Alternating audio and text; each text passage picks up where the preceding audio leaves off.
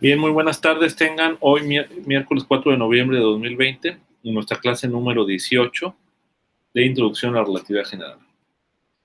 Pues justamente hoy comenzamos con lo que es relatividad general. Básicamente lo que vamos a ver es las nociones muy generales.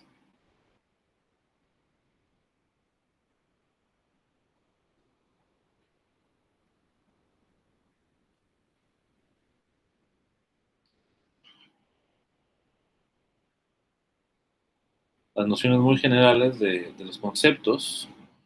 Antes de ir sobre cualquier ecuación, vamos a ver conceptos, ¿no? Entonces,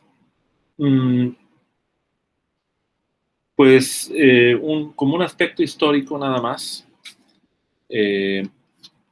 Einstein llegó, digamos, a la formulación de la teoría, pues a través de la relatividad especial, ¿no? Primero, eh, resolviendo una contradicción que existía entre la formulación de la mecánica clásica newtoniana y la teoría electromagnética, ¿no?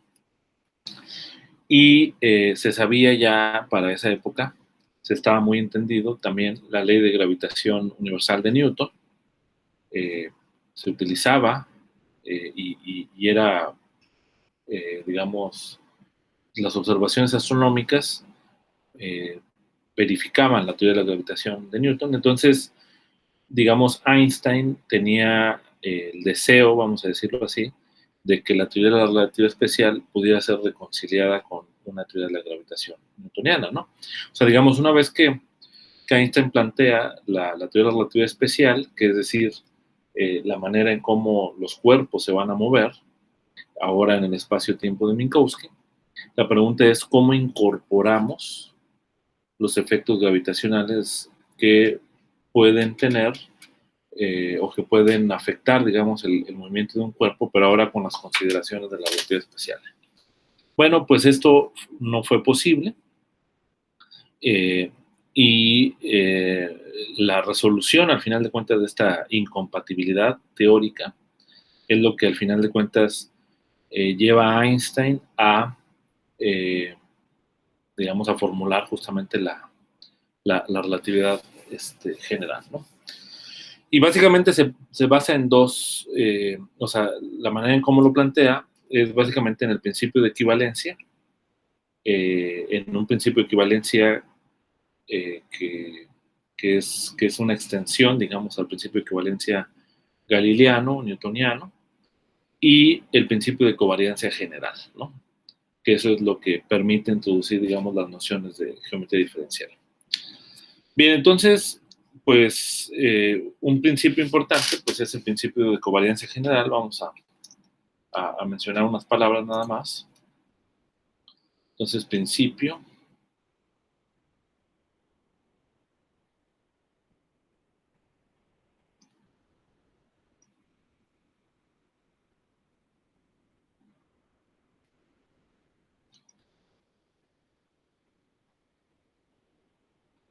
¿Ok? Principio de covariancia general. Y básicamente, el principio de covariancia general nos habla eh, sobre el hecho de que los fenómenos físicos no dependen del marco de referencia en el que nosotros pensamos sus leyes, ¿no? O sea, el principio de covariancia general básicamente es el principio de relatividad, ¿no? O sea, digamos, básicamente nos dice que las leyes físicas son covariantes.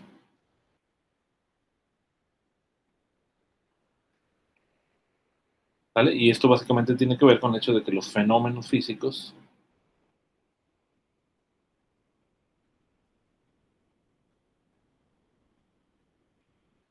son los mismos en distintos marcos de referencia.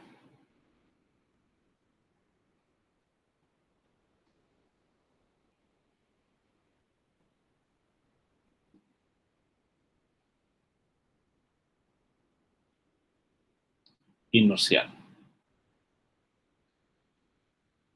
eh, de hecho, distintos marcos de referencia, ¿no? O sea, en el caso de relatividad especial, pues son inerciales, pero en este caso simplemente distintos marcos de referencia. No necesariamente tiene que ser inercial, ¿no? Porque de hecho, en general, un cuerpo que está sujeto ante la acción de un campo gravitacional, pues está en un marco de referencia no inercial, ¿no? Bien, entonces, digamos, lo que quiere decir así en términos prácticos, básicamente, es que cuando yo expreso las leyes de la física a través de una formulación matemática, entonces, cuando yo hago una transformación de coordenadas, digamos, de un marco de referencia a otro, la forma que tienen las ecuaciones no cambia, ¿no? Esa es básicamente la idea, ¿no? Entonces, pues por eso entra de manera bastante natural, digamos, los conceptos de la geometría diferencial en este contexto, porque justamente las nociones de tensores, de campos vectoriales, etcétera, pues se pueden expresar, o sea, tienen esta idea física detrás, ¿no? Digamos, ¿no? O sea, básicamente son capaces de reproducir esa idea física, ¿no? De que no dependen del marco de referencia o que cuando yo hago una transformación de coordenadas de una carta a otra carta, por ejemplo, en una cierta variedad diferenciable, pues las ecuaciones conservan su forma, ¿no? Entonces, esa es básicamente la idea detrás del principio de equivalencia y, digo, del principio de covariancia general. Y bueno, hay un principio de equivalencia también de Einstein, ¿no?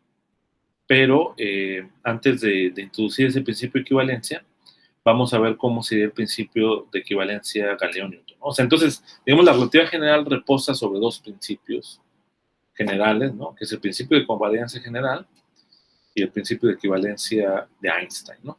Pero antes vemos el principio de equivalencia de Galileo-Newton. Entonces tendríamos principio de equivalencia.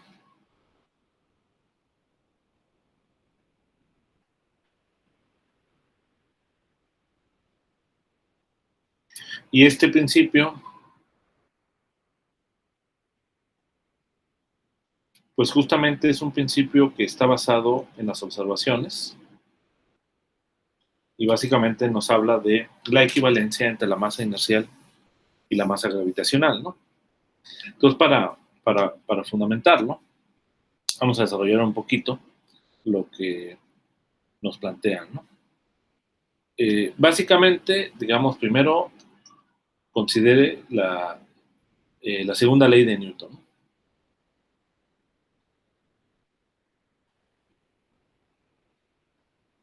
Como nos lo plantea en su libro Yvonne, pues básicamente lo que tenemos es fuerza es igual a la masa por la aceleración, así lo denota la aceleración, ¿no? Entonces, donde gamma, digamos, es la aceleración. ¿Ok? Y MI sería lo que sería la masa inercial.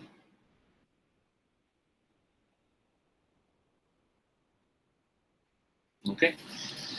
Y F, pues la resultante de las fuerzas, ¿no? Aquí no importa ahorita el carácter vectorial, etcétera, porque nada más es una cuestión de las ideas, ¿no?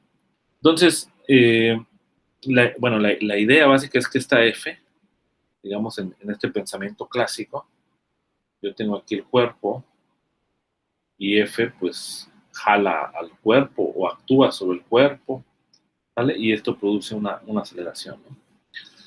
Bien, ahora todo esto ocurre, digamos, en el espacio-tiempo de Galileo-Newton.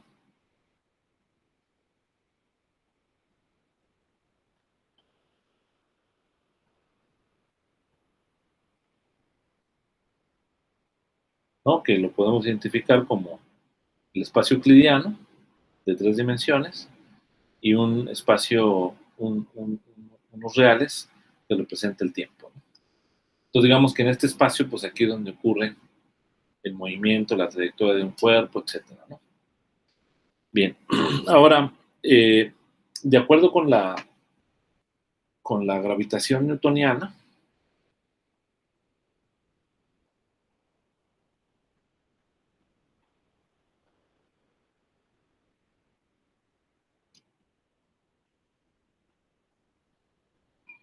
de acuerdo con la gravitación newtoniana, pues ahora yo puedo tener que este cuerpo está sujeto a un campo gravitacional, ¿no? En este caso, pues, tenemos la idea básica, ¿no? Que una estrella, un objeto estelar muy masivo, eh, vamos a llamarle mg, ¿no? Tiene su masa, y tengo un cuerpo, ¿no? Vamos a empezar con una velocidad inicial hacia acá, y entonces, pues va a estar sujeto a una fuerza, digamos, gravitacional atractiva, ¿no? Bueno, es lo que nos establece la gravitación de Newton, ¿no? O sea, si lo queremos expresar así en forma precisa, normalmente lo denotamos así, ¿no? G, la masa del cuerpo, la masa, estrictamente hablando, sería la masa gravitacional, ¿no? del cuerpo que está cayendo, dividido sobre R cuadrado por R unitaria. ¿Okay? Ese es básicamente lo que aprendemos, ¿no? Donde esta G es justamente la constante de gravitación universal.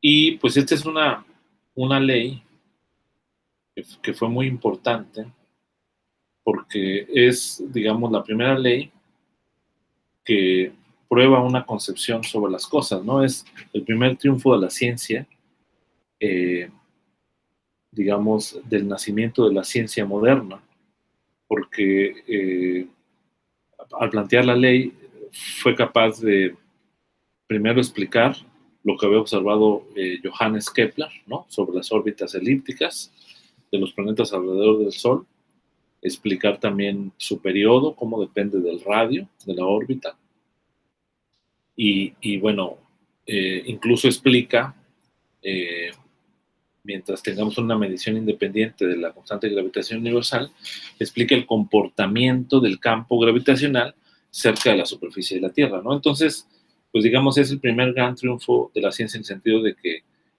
con una ley que fue suficientemente general, universal, se podían predecir cosas nuevas, ¿no? Bien, ahora vamos a plantearlo de otra manera, ¿no? O sea, vamos a decir que lo vamos a plantear de otra manera, en el sentido de que, eh,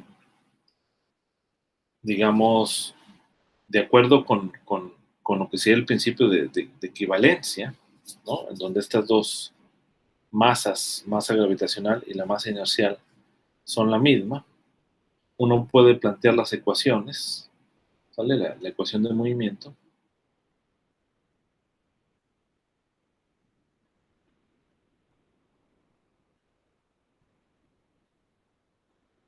del cuerpo,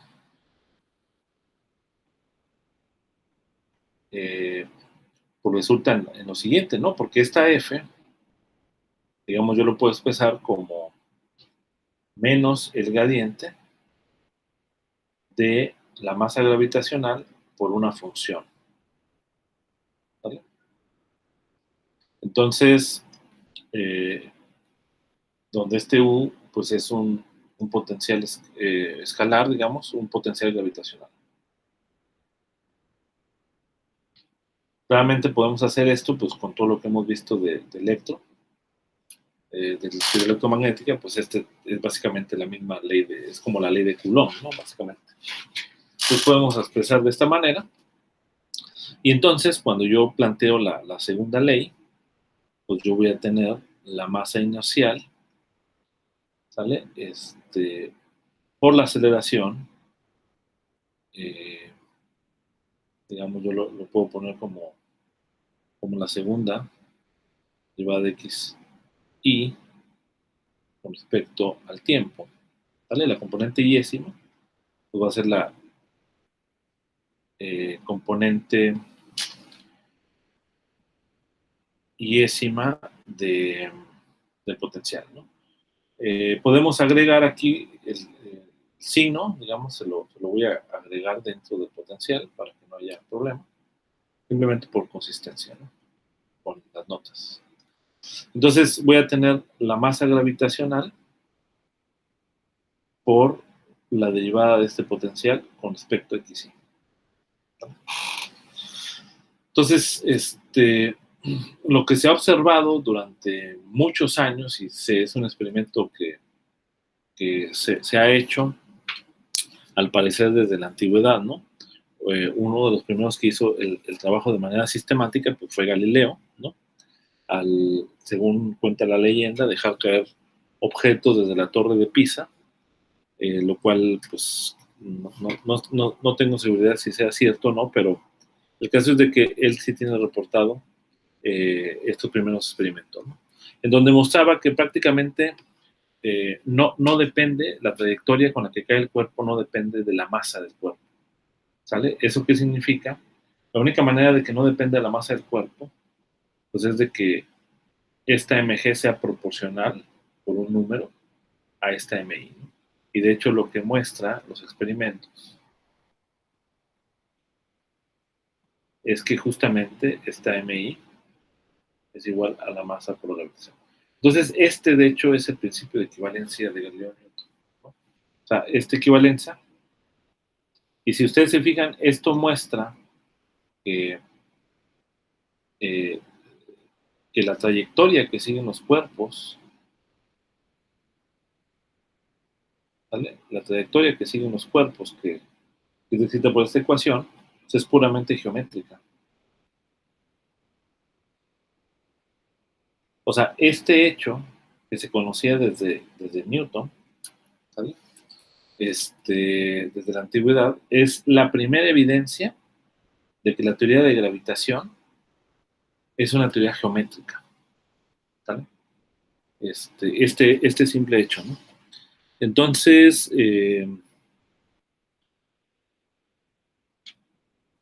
¿quién sería la ecuación que gobierna al potencial gravitacional? Bueno, pues la forma general, digamos, de o sea, la ley, digamos, la ley de gravitación, en su forma general,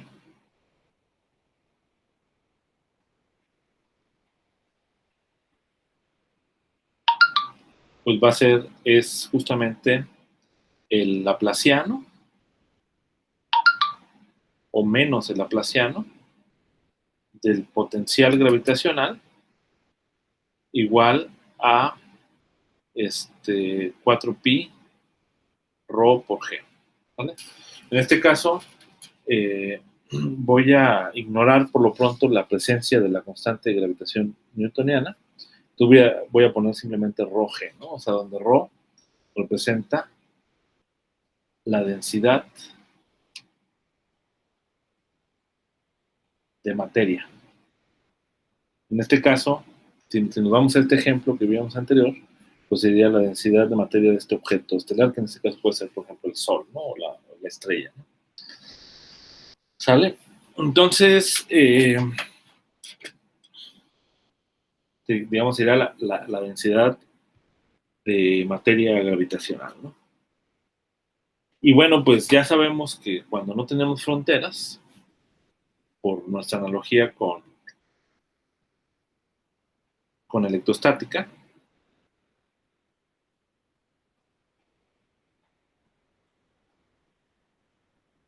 ¿sale? Pues es básicamente la ecuación de Poisson, ¿no?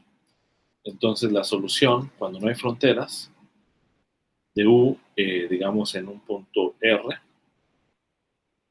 pues va a ser igual, en este caso, como aquí hay un 4pi y no hay ningún epsilon cero, entonces es como si este fuera el inverso de epsilon cero, ¿no? Entonces simplemente tengo la integral de rho g, que depende de R', integrado en el volumen, dividido sobre R menos R', ¿no?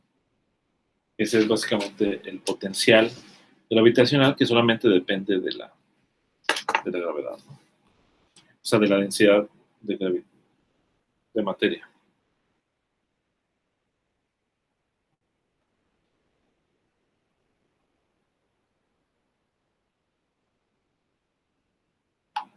Profesor, Sí. Dijo que desaparecía el 4pi. Sí, porque, o sea, haz de cuenta que imagínate que esto es como si fuera, o sea, si yo lo pongo en términos en la analogía, pues sería rho sobre epsilon cero, ¿no? ¿No? Entonces, este epsilon cero juega el papel como si fuera 1 sobre 4pi, ¿no? O sea, aquí no tendría 1 sobre 4pi epsilon cero, sino 1, nada más. ¿Ok?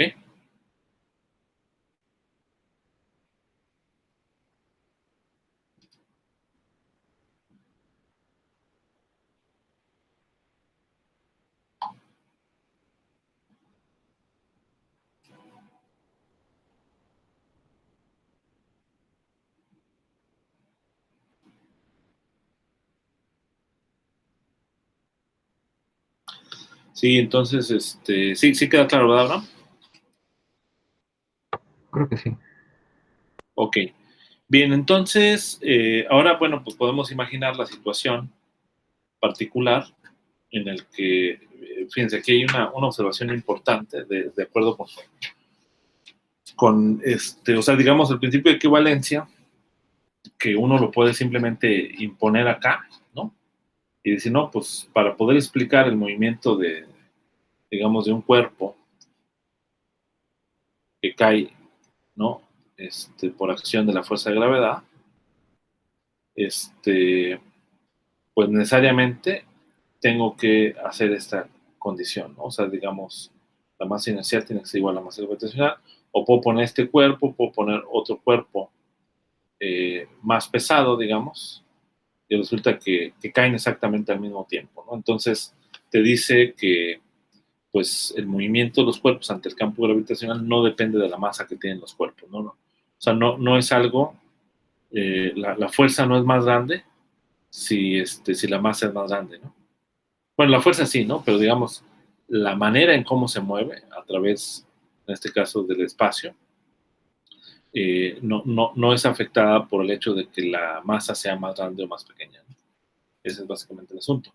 Pero bueno, otra manera de ver este asunto, este,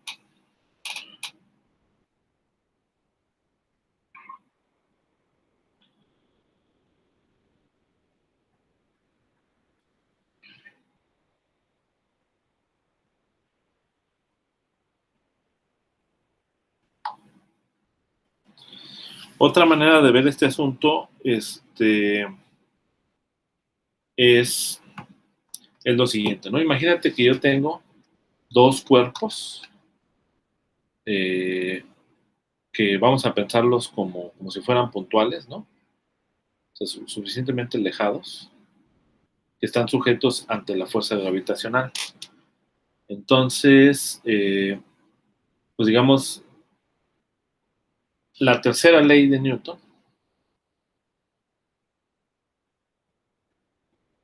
nos dice que a toda acción, ¿sale? Hay una reacción que se opone en la dirección, ¿no? O sea, digamos, la fuerza que ejerce, vamos a decir, este es el 1, 2, ¿no? Y esta es la distancia que lo separa, entonces, si yo lo pongo F1, 2, ¿vale?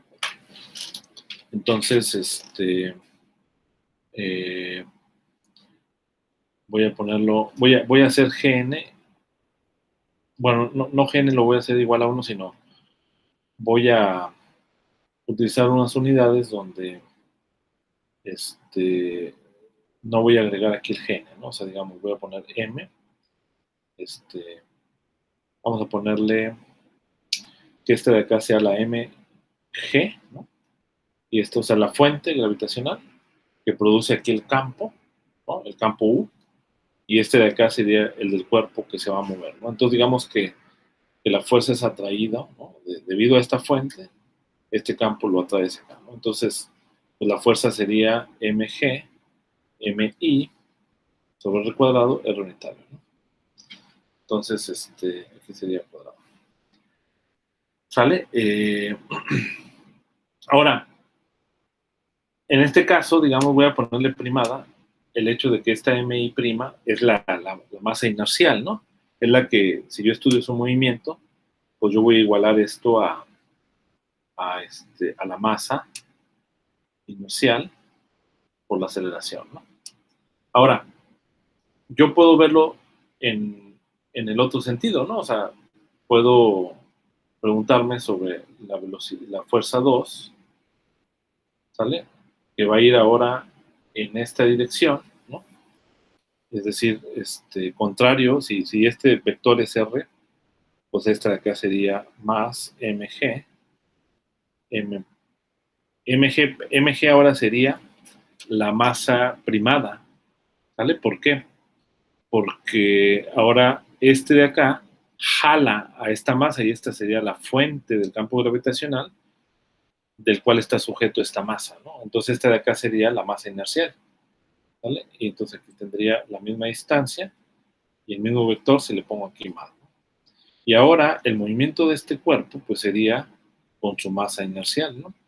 Que sería mg', aceleración, ¿no? Vamos a decir, esta es la aceleración 1, la aceleración 2 no necesariamente son lo mismo, ¿no? Pero el punto es de que si yo me fijo en la fuerza, la magnitud de las fuerzas son las mismas, ¿no? De acuerdo con la ley. Y entonces nos dice que mg, mi' es igual, o sea, esto de acá conduce a que mg, mi' es lo mismo que mg', mi. ¿No? En otras palabras, si yo tomo la división mg sobre mi igual a mg' sobre mi, pues es la misma, ¿no? O sea, es decir, la razón de las masas inerciales, de hecho lo voy a escribir de otra forma. No, sí, tiene así. O sea, la razón de la masa inercial, de las masas inerciales es igual a las masas que no son inerciales, ¿no? Entonces esto demuestra básicamente que esto de acá es una constante, ¿vale? Digamos, la razón, esta razón que está aquí, es independiente de la partícula considerada. Entonces, si llamamos a Gn la constante, a esta constante que está acá, entonces vamos a tener que mg es igual a Gn por la masa inercial.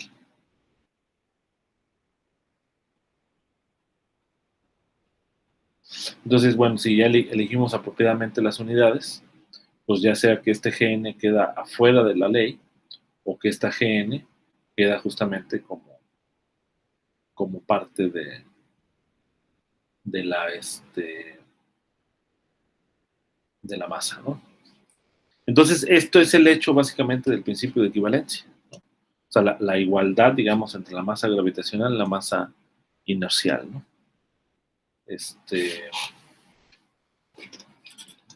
Bien, no sé si hasta ahí haya alguna pregunta.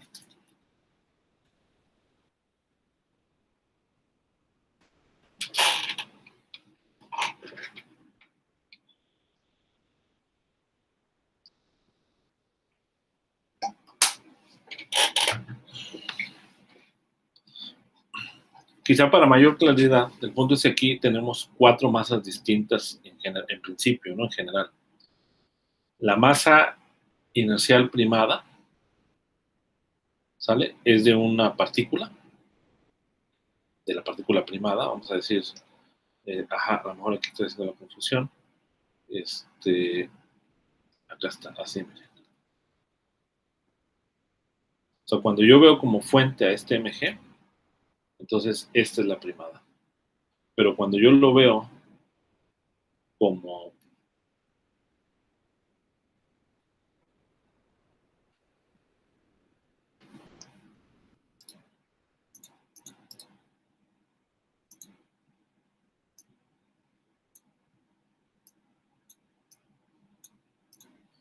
Cuando yo lo veo ahora como fuente a este, ¿vale? Entonces, esta G sería la primada, ¿vale? Y esta M sería la masa fuente, ¿no? Entonces, pues esto te da idea básicamente justamente de que la masa G y la masa inercial, pues en realidad son la misma, ¿no? No, aquí sería, perdón. O sea, básicamente esta de acá sería la masa inercial. ¿Por qué? Porque ahora yo voy a ver el movimiento de este cuerpo y esta sería la G prima, ¿no? Entonces, las primas son de distinta partícula y I y G son de gravitacional e inercial, ¿no? Entonces, ahora yo veo a este cuerpo como un cuerpo que está sujeto al campo gravitacional de esta fuente, y entonces por eso le pongo la masa inercial, ¿no?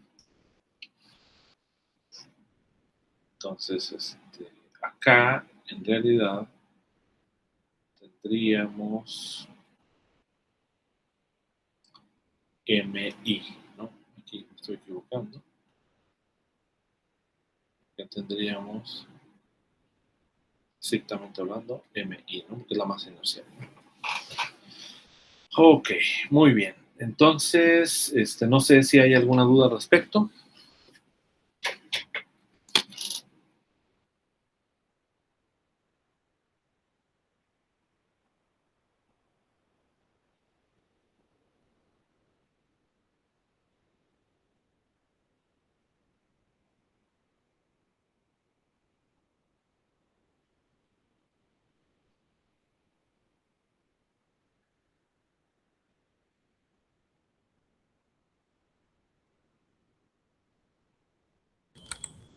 Mm, Sí, estoy un poco confundido, creo.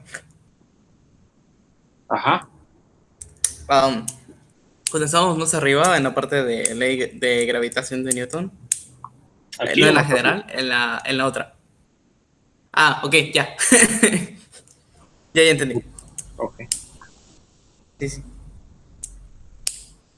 Ok, ok. Ok. Es que como habíamos dicho que el experimento había dicho que la masa inercial era igual a la de la gravedad, pues me había causado confusión, pero esta es la Sí, propia, es ¿no? que acá, digamos. Sí, no, sí, sí, masa inercial, masa gravitacional. Ok, bien. Entonces, ese sería el principio de equivalencia. Entonces, ahora de lo que trata es en la relatividad general, ¿sale?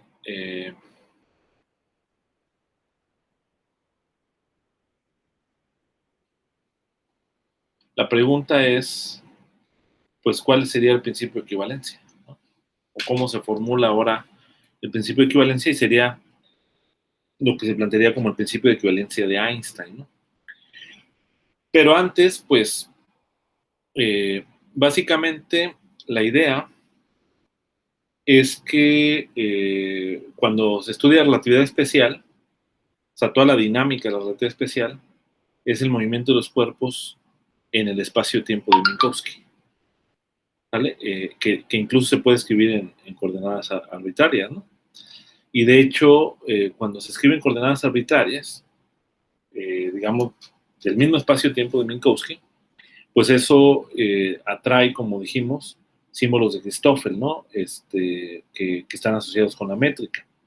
Y esto da lugar a fuerzas inerciales, ¿sale? Por ejemplo, la fuerza de Coriolis es una fuerza inercial, o cuando estás en un marco de referencia no inercial, pues esto ocurre, ¿no? Y pues cuando tienes coordenadas, por ejemplo, polares o coordenadas esféricas, aún en el espacio-tiempo de Minkowski, pues tú vas a tener estos efectos de fuerzas inerciales debido a la no inercial, o sea, al hecho de que es un marco de referencia no inercial, ¿no? Bien, ahora, entonces, básicamente, la idea de Einstein es que dice, bueno, pues si la dinámica, ¿sí? En la relatividad especial ocurre en el espacio-tiempo de Minkowski, pues entonces en relatividad general va a ocurrir en un espacio que generalice el espacio-tiempo de Minkowski, ¿no? En este caso es una variedad general lorentziana, ¿no? O sea, es decir, si, si la dinámica, ¿ok?, en relatividad especial ocurre en el espacio-tiempo de Minkowski,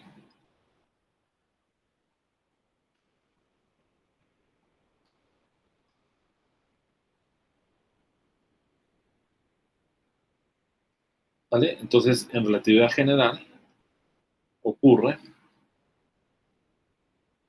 en una variedad lorentziana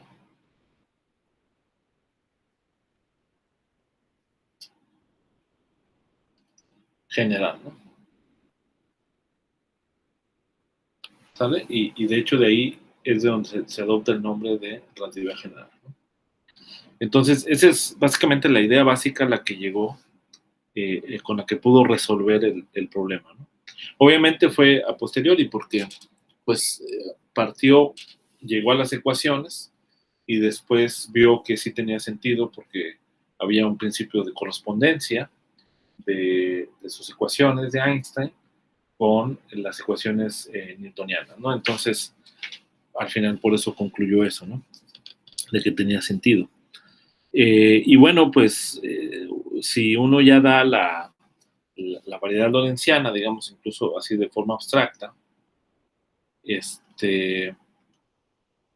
si damos la variedad lorentziana, pues esto trae consigo pues mucha, digamos, bien equipada con muchas propiedades, ¿no? Como vimos todo lo que vimos de geometría diferencial, en la variedad diferencial podemos definir en cada punto un espacio tangente, en donde podemos definir un vector, ¿no? Y si me voy en una vecindad, puedo definir distintos espacios tangentes y para cada espacio tangente puedo definir un vector y entonces con eso defino un campo vectorial, ¿no? Entonces ya, con eso ya defino campos vectoriales sobre la variedad.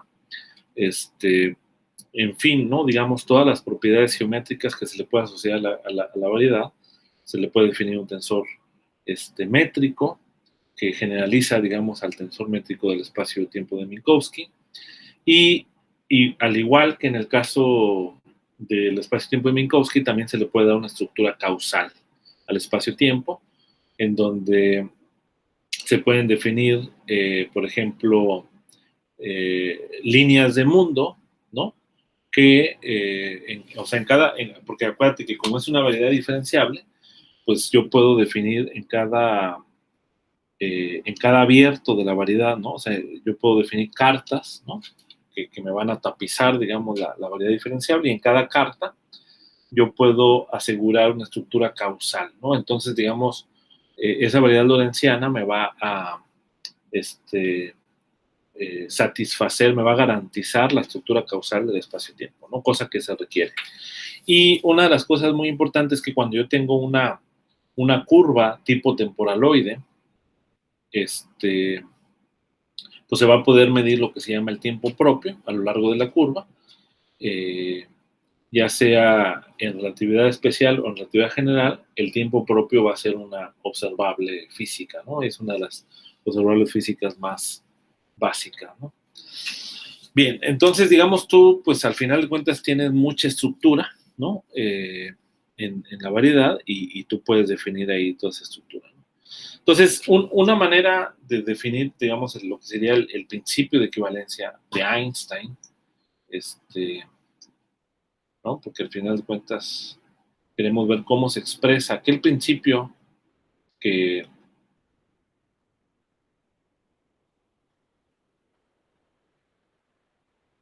de Einstein. Bueno, pues una manera es justamente que un objeto puntual masivo, ¿sale? En presencia, digamos, del campo gravitacional, pues va a caer, ¿no? En caída libre, ¿no? Así como un cuerpo que lo dejamos caer aquí en la superficie de la Tierra, también igual cae en caída libre y, y de manera independiente de su masa, ¿vale? Entonces, vamos a tener aquí la siguiente descripción, ¿no? En relatividad general, ¿vale? Un objeto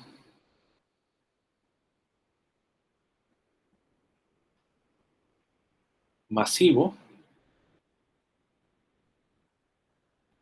en caída libre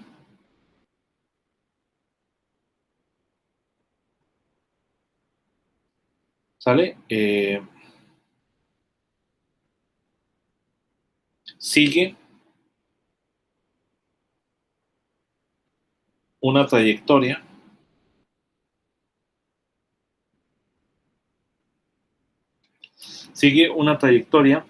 geodésica temporaloide.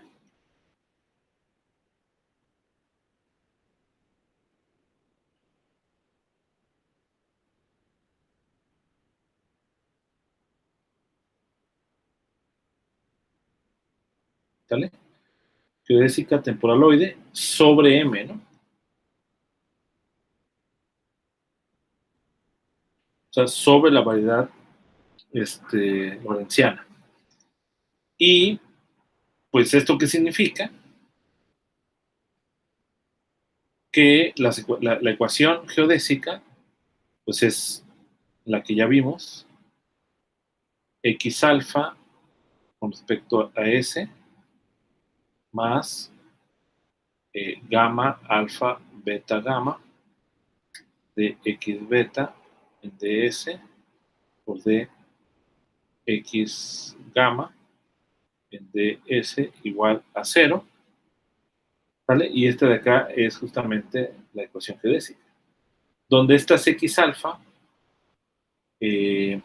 son las coordenadas locales tanto de M como las coordenadas del cuerpo, ¿no? Inerciales, ¿no? Donde básicamente aquí yo estoy parametrizando una curva con S, que sería el tiempo propio, ¿no?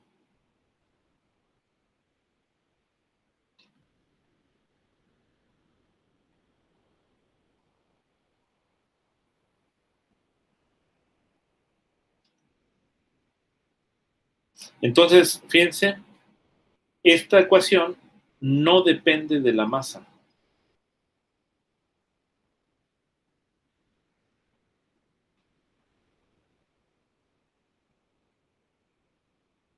¿Vale? No depende de la masa, y eso es una manera de expresar lo que se llamaría el principio de equivalencia débil. Esto de acá sería el principio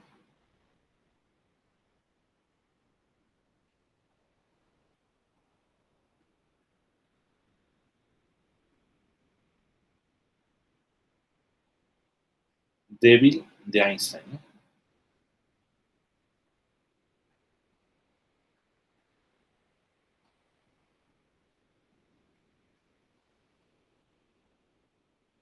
¿Ok? El principio de equivalencia. Y entonces,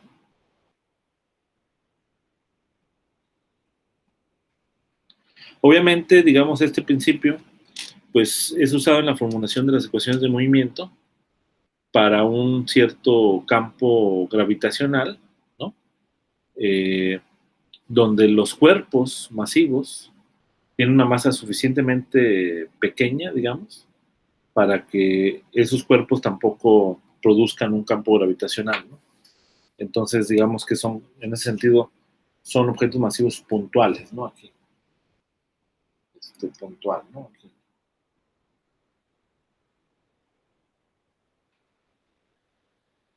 Porque si ya no fuera puntual, obviamente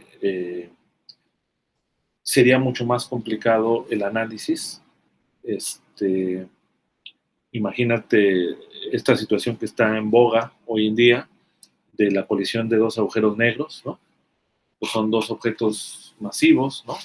Que están, entonces la manera en cómo se describe el movimiento y la colisión de los agujeros negros, pues no es tan simple como simplemente resolver la ecuación geodésica, ¿no? Sino requieres ahí resolver la ecuación de Einstein con las condiciones de frontera apropiadas, ¿no? Bien, pero por ejemplo, esta ecuación es suficiente para explicar, bueno, junto con la ecuación de Einstein, por supuesto, para explicar el movimiento de la precesión de la órbita de Mercurio, ¿no? O sea, como en ese caso, digamos, Mercurio, la masa de Mercurio es suficientemente pequeña en comparación con la masa solar, entonces se puede considerar, y además el objeto es suficientemente pequeño, se puede, o sea, las características geométricas de Mercurio, o sea, el radio del Mercurio y el radio del Sol, pues prácticamente hacen que Mercurio sea como una partícula puntual y un objeto puntual, y entonces yo puedo describir, digamos, el movimiento de esa partícula puntual en presencia del campo gravitacional producido por el Sol con esta ecuación, ¿no? ¿Y cuál sería ese campo gravitacional? Pues ese lo tendríamos que obtener de las ecuaciones de Einstein, ¿no? Pero bueno, con esas ecuaciones y la descripción del movimiento con esta otra ecuación, se pudo predecir, digamos, bueno, se pudo explicar, digamos, algo que no había sido explicado hasta ese momento, que era la precesión de la órbita de Mercurio. ¿Ok? Entonces, este es uno de los grandes triunfos de la relatividad general, porque da una confirmación espectacular, digamos, de la teoría de la relatividad general, ¿no? Ahora, uno puede considerar este principio de equivalencia débil de Einstein como un principio particular, digamos, de lo que sería el principio, ¿cómo se dice? El principio fuerte, ¿no? Entonces vamos a poner aquí principio.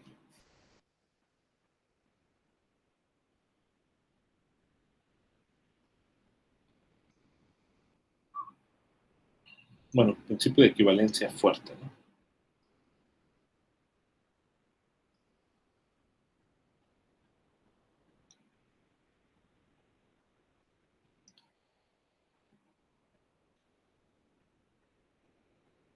Básicamente, el principio de equivalencia fuerte es satisface, o sea, es el mismo principio de débil más algo más, ¿no? Y básicamente ese algo más nos dice que todas las ecuaciones de la física que se describen en el espacio-tiempo de Minkowski, o sea, estrictamente hablando, toda la física es compatible con la descripción de la relatividad especial, ¿no? O sea, yo puedo describir, pues ya vimos, las leyes de movimiento, ¿no? Son descritas por las ecuaciones que nos da lo que generaliza la segunda ley de Newton a la ecuación, al balance de fuerzas, a la ecuación dinámica que vimos en el contexto de la relatividad especial, ¿no? Entonces, esa ecuación es covariante en el sentido de que yo puedo hacer una transformación de Lorentz y la ecuación es invariante ante las transformaciones de Lorentz, ¿no? Entonces, la forma de la ecuación ante las transformaciones de Lorentz queda invariante, o sea, se conserva, ¿no? Entonces, en ese sentido es covariante, ¿no? La ecuación. Ahora, lo que te dice el principio de equivalencia fuerte, básicamente es que solamente tengo que reemplazar la métrica de Minkowski por la métrica de la variedad lorentziana, del espacio-tiempo lorentziano, para encontrar la ecuación de movimiento. ¿Okay? Ahora sobre el espacio curvo, sobre el espacio lorentziano, ¿no? Entonces ahora, si yo tengo otra teoría, por ejemplo, la teoría electromagnética, que es una teoría intrínsecamente relativista, ¿no? Es una teoría que es invariante ante las transformaciones de Lorentz, que se puede escribir de forma covariante, lo cual hace explícito que la teoría sea invariante ante las transformaciones de Lorentz. Pues yo puedo escribir, de acuerdo con el principio de equivalencia fuerte, las ecuaciones de Maxwell ahora en el espacio-tiempo lorentziano, simplemente reemplazando la métrica del espacio-tiempo de Minkowski por la métrica del espacio-tiempo lorentziano, la derivada, las derivadas, los cuadrivectores de derivada por las derivadas covariantes compatibles con la métrica del espacio-tiempo lorentziano, ¿no? Ese básicamente es el principio de equivalencia fuerte, ¿no? Entonces, digamos que para ponerlo en palabritas y que se les quede, digamos que la dinámica de las ecuaciones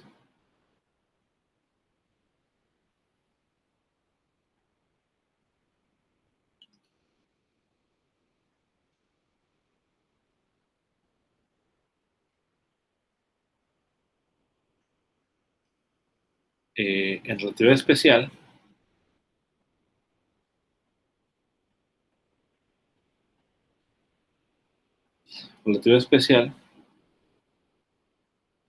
la métrica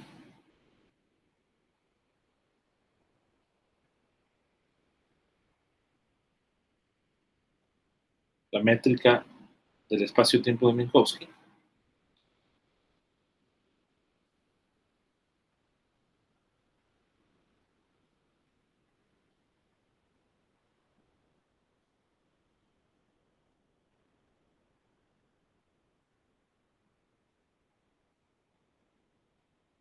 eta, ahora anda fallando mucho el OneNote, se reemplaza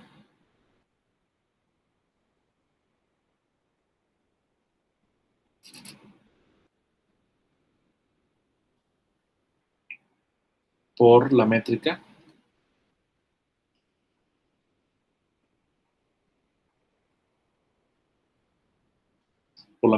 del espacio-tiempo lorentziano.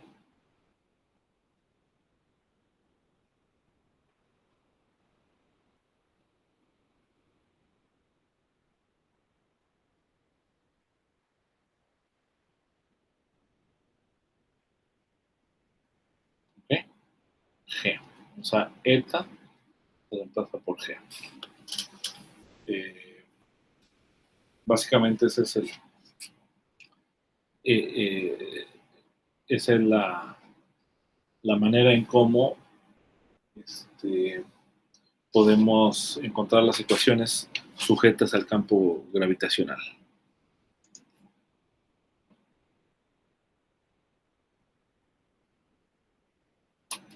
Ok, no sé si hasta ahí hay alguna pregunta.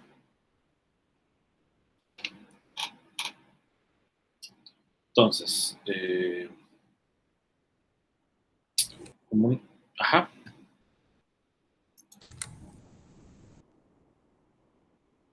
Jesús.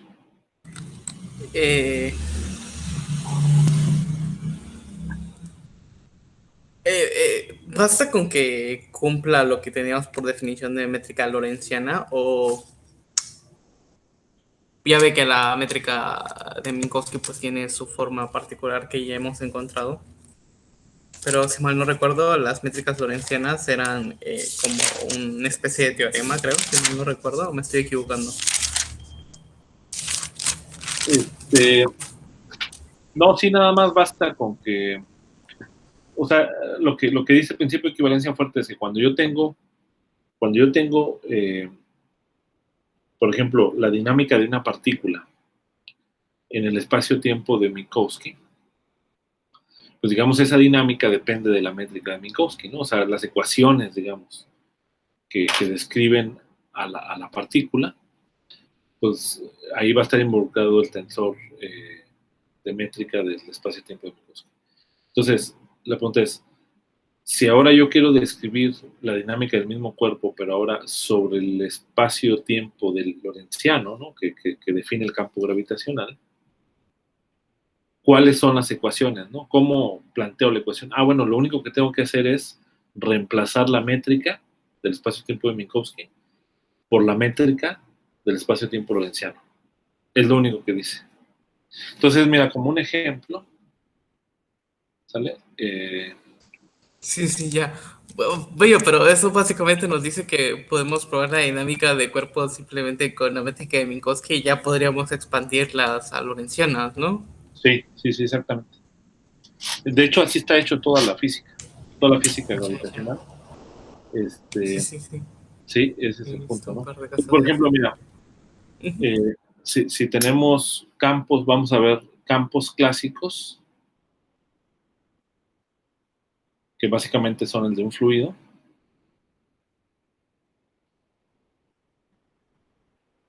en relativa general, ¿no? Entonces, como un ejemplo de eso que estamos viendo, de una aplicación básicamente, es el tensor de esfuerzo, ¿no? El tensor de energía-momento, ¿no?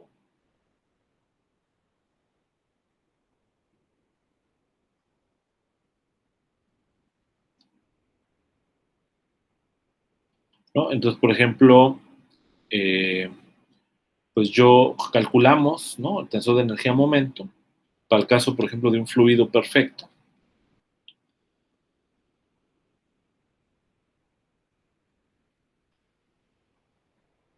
Para el caso de un fluido perfecto, en el contexto de relatividad especial, y esto fue T alfa beta, mu, la densidad de energía, un vector temporaloide unitario, más P, la métrica de Minkowski, más el mismo vector temporaloide unitario, ¿no? Entonces, como este es un temporaloide unitario, simplemente satisface esta ecuación. Eh, a ver, ¿dónde está?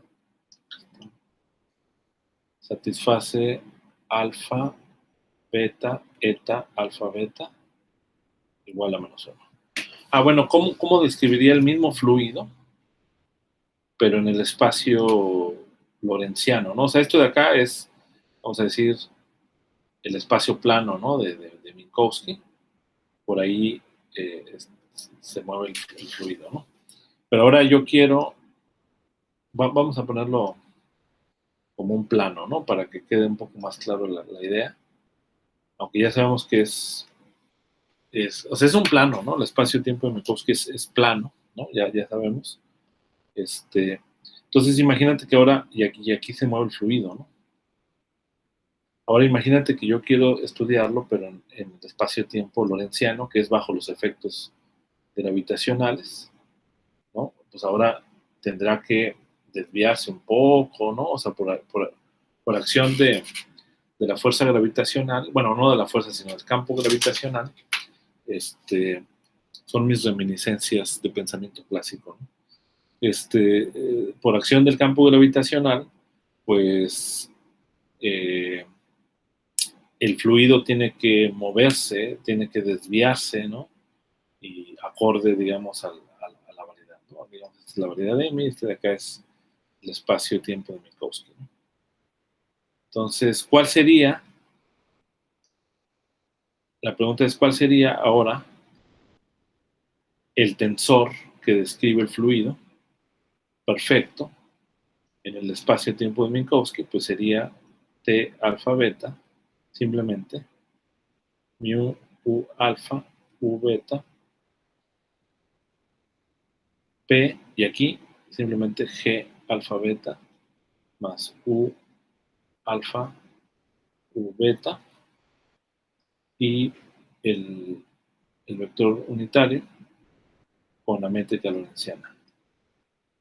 Quizá lo único que se pide es que tenga la misma asignatura, la métrica lorentziana, que la asignatura del espacio-tiempo de Minkowski, para que no vaya a haber aquí un cambio de signo, ¿no?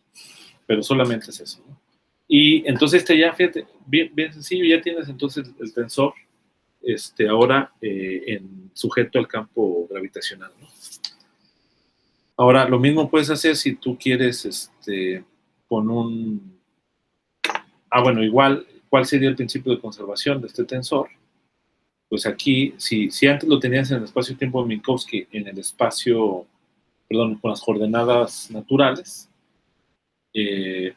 pues acá la, la, ¿cómo se llama? El principio de conservación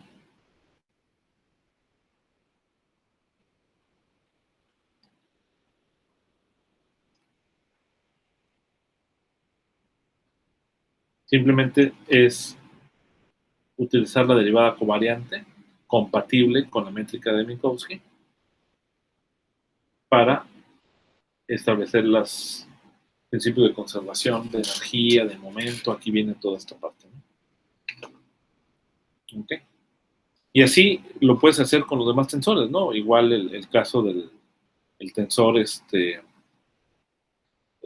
Maxwell, ¿no? El tensor de Maxwell también, el tensor de energía-momento, pues, de las ecuaciones de Maxwell, también involucran por ahí una métrica, ¿sale? Y pues nada más hay que reemplazar esa métrica del espacio-tiempo de Minkowski por la métrica del espacio lorentziano, ¿no?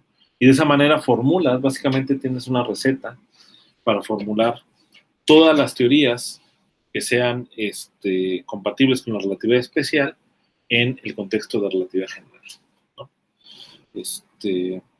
Claro que hay algunos detalles, por ejemplo, para fermiones, que hay que ser cuidadoso, ¿no? Porque los fermiones son otro rollo, ¿no? No son exactamente campos, pues no son, de hecho, campos vectoriales, son espinores, ¿no? Se describen a través de campos espinoriales, y los campos espinoriales transforman de otra manera ante las transformaciones de Lorentz, ¿no? Entonces hay que ser cuidadoso con el caso de espinores, pero también se puede dar una formulación covariante, ¿no?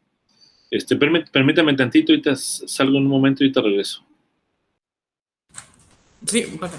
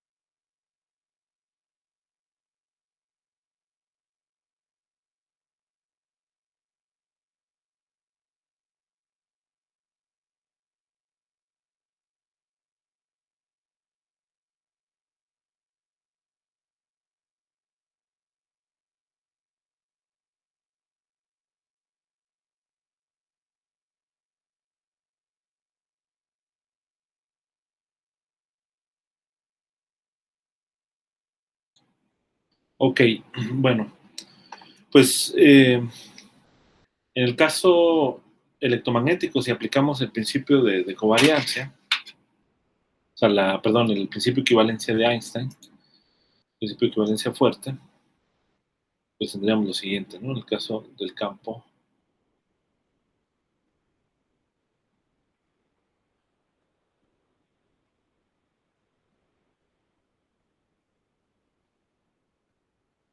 o sea, básicamente, pues igual, ¿no? Ahora el campo F ¿no? Del campo electromagnético. Sería una dos forma, ¿sale? Sobre la variedad.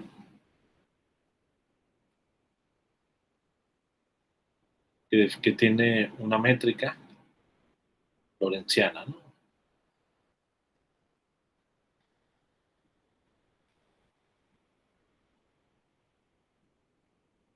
¿Ok? Y pues las ecuaciones de Maxwell, digamos, se definen exactamente igual como vimos, como la derivada f igual a 0, ¿no? O sea, es decir, la derivada exterior de la dos forma igual a 0. Y lo que sería como la divergencia de este campo igual a 0 cuando no hay fuentes, ¿no?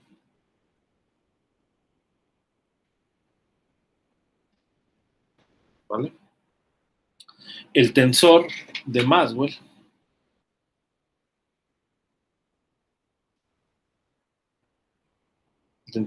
de energía-momento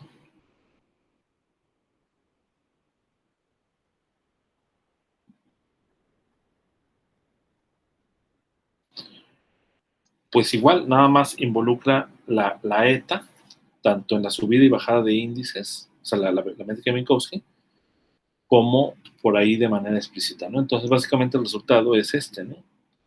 Para este tensor, como vimos, de hecho, por aquí tenemos la clase anterior.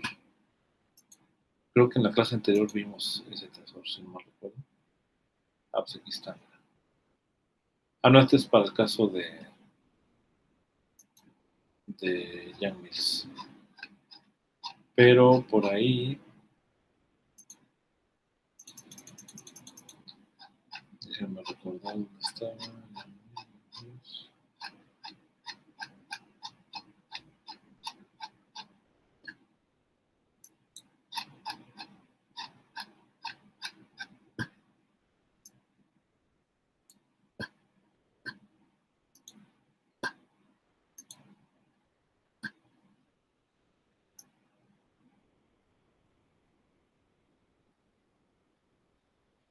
Ah, no, fue casi al principito, ¿verdad?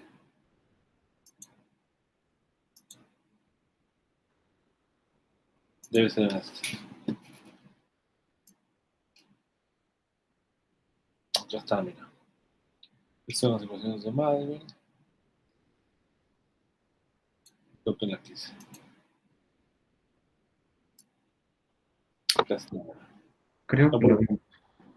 Son acá el está. lunes 19. Estas son las ecuaciones. Ah, bueno, aquí, por ejemplo, que aplicas el principio de covariancia, solamente tomas esta ecuación y reemplazas esta derivada por la derivada covariante compatible con la métrica, ¿no? Y ya tienes la ecuación. Esto, pues, es la misma expresión de ¿cómo se llama? De la dos forma, ¿no? De la derivada exterior de la dos forma. También reemplaza nada más por las derivadas covariantes. Y listo, ¿no? Lo vimos, dices, acá está el tensor, Miguel. Acá está, Miguel. Entonces, este de aquí es el tensor de Maxwell, ¿vale? Donde estos índices arriba y abajo, estos índices lambda, el índice sube con la métrica de Minkowski. Entonces, ¿cuál sería el tensor en el caso? De hecho, mira, puedo agarrarlo también aquí.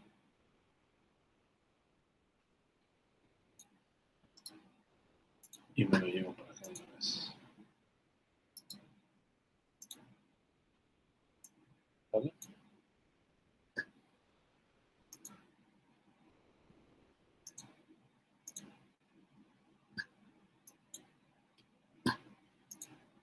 Ok. Entonces, ¿cuál sería el tensor? Este es el tensor, digamos, en el espacio de Minkowski. Ah, pues simplemente lo reemplazamos por tau alfa beta, ya en el espacio, en el espacio-tiempo lorentziano, igual, el mismo tensor de intensidad de Maxwell-Faraday, pero aquí tenemos que reemplazar por la métrica del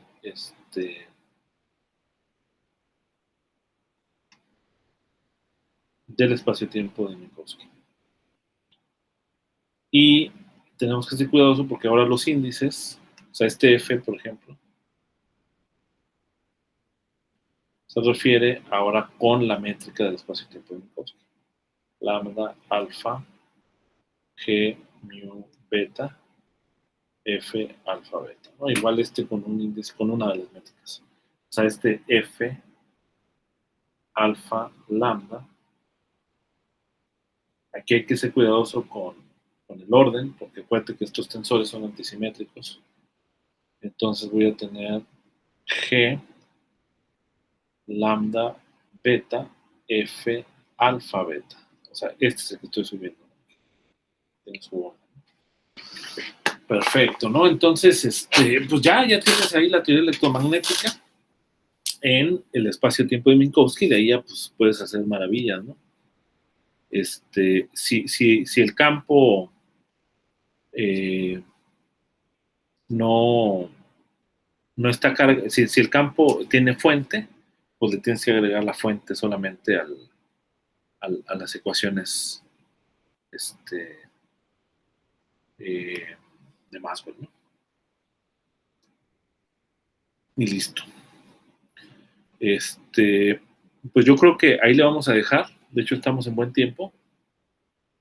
Y en la siguiente sección, que también va a ser conceptual, va a ser la noción de gravitación y curvatura, cómo el campo gravitacional se puede entender en el contexto de la relatividad general como una manifestación de la curvatura del espacio. ¿Sale? Del espacio-tiempo. O sea, el campo gravitacional no es otra cosa más que la curvatura del espacio-tiempo en donde viven los objetos. Y pues solamente algunas observaciones y experimentos, mencionar algunos de ellos muy brevemente, y ya con eso prácticamente terminamos lo que sería lo de relatividad general. O sea, las ideas básicamente son estos dos principios para pasar a el análisis y el estudio de las ecuaciones de Einstein, ¿no? Entonces, pues yo espero que si no es que en la misma siguiente clase, ya el lunes ya empezamos con las ecuaciones de Einstein, pues es decir, su tratamiento, ¿no? Por ejemplo,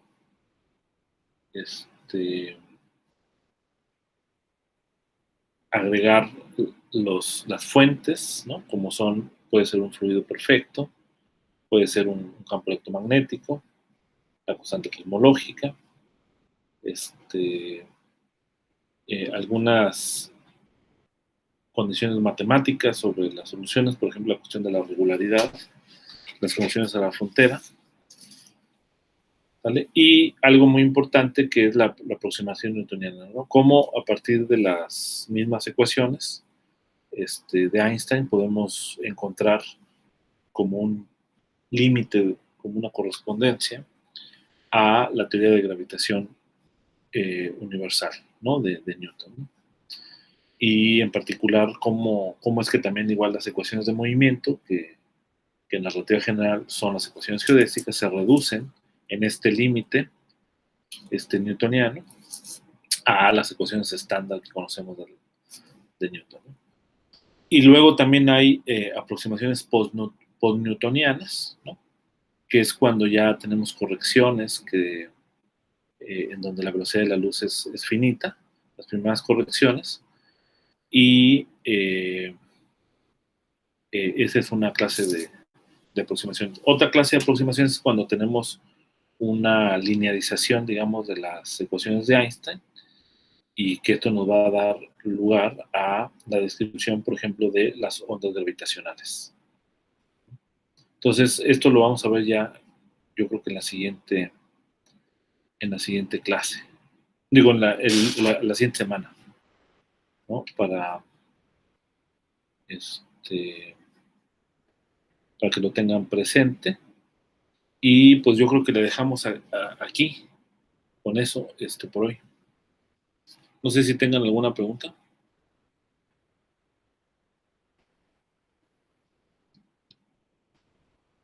A ver, Abraham, ¿algún comentario? Um, yo quería preguntarle algo. Adelante. Eh, pero bueno, no tiene nada que ver con lo que estamos viendo, entonces no sé si pueda. Sí, sí, sí. Bueno, de hecho también hay otra cosa, pero le había dicho, pero ya no se le envié la foto, así que yo creo que sí, hoy sí se le envió lo del campo magnético, porque no me había salido. Ajá. Eh, eh, ah, eh, ¿Hay alguna manera de cuando estamos trabajando con las tetradas, bueno, con los Farben, Ajá. de aminorar las cuentas o algo así? Este, pues, pues no. O sea, creo que no aminoran las cuentas. Son más o menos igual, pero el asunto es que depende del problema, ¿no? En cuestión. Y pues es un O formalismo sea, distinto, ¿no?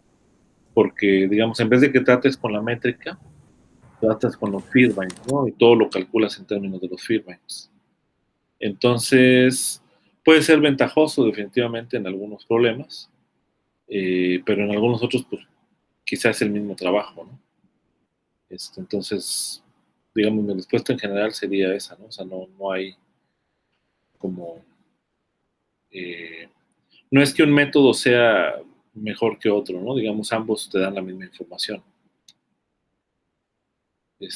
La ventaja que tiene el método de tetradas es que, digamos, pues son coordenadas arbitrarias, ¿no?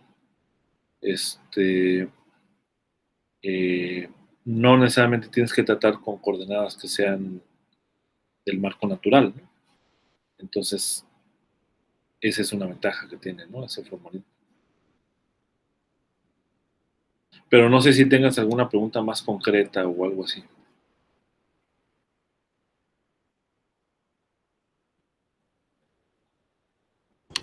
no, realmente no, solo un comentario. Entonces, bueno, las tetradas se pueden ver en términos de la métrica de Minkowski, ¿no?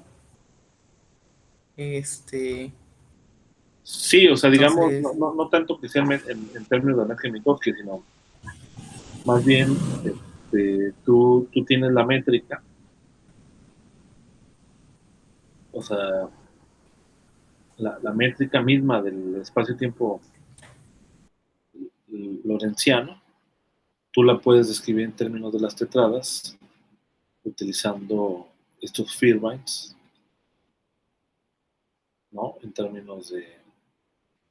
Aquí aparece, digamos, la métrica del espacio-tiempo de Minkowski, ¿no? O sea, básicamente estás haciendo que localmente el espacio-tiempo, ¿no? O sea, esa es la idea básicamente del principio de equivalencia, digamos, de Einstein, de que localmente el espacio es un espacio-tiempo de Minkowski, ¿no? Entonces, yo puedo definir en un marco local dos,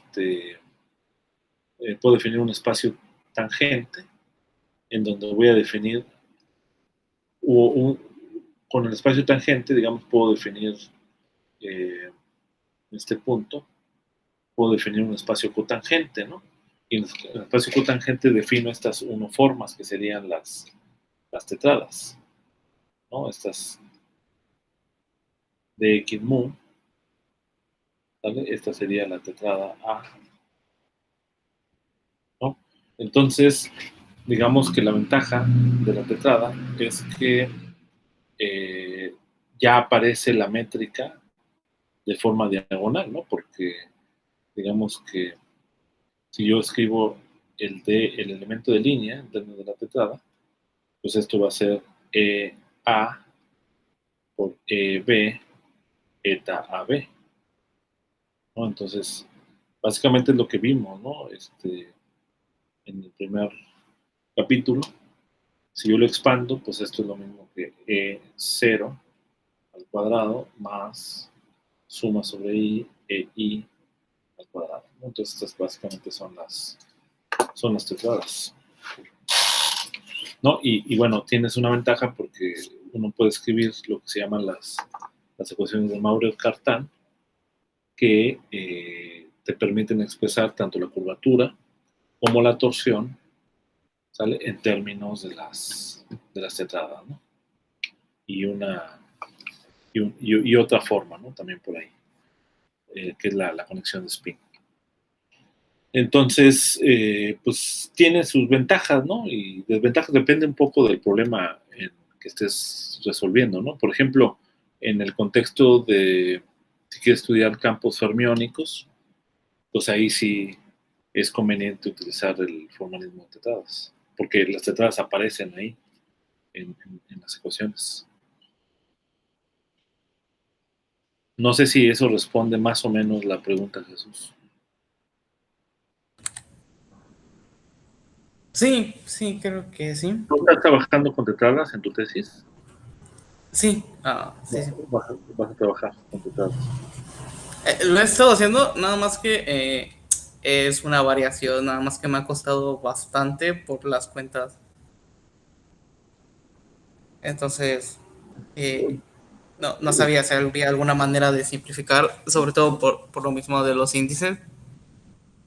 Entonces no estaba llegando a la variación, a la ecuación de estado que quería. Entonces sí me ha estado costando un poco esa parte. Sí, no, yo creo que no hay gran diferencia hacerlo por uno o por otro lado, ¿no? Nada más, pues quizá mi sugerencia es que seas cuidadoso en las cuentas, en los índices, porque por ahí se puede ir algo, ¿no? Tratar de presentarle la cuenta a tu asesora y para que más o menos vean dónde está la falla, ¿no? Porque pues, solamente viendo así el cálculo es como uno puede darse cuenta si hay una falla en las cuentas, ¿no?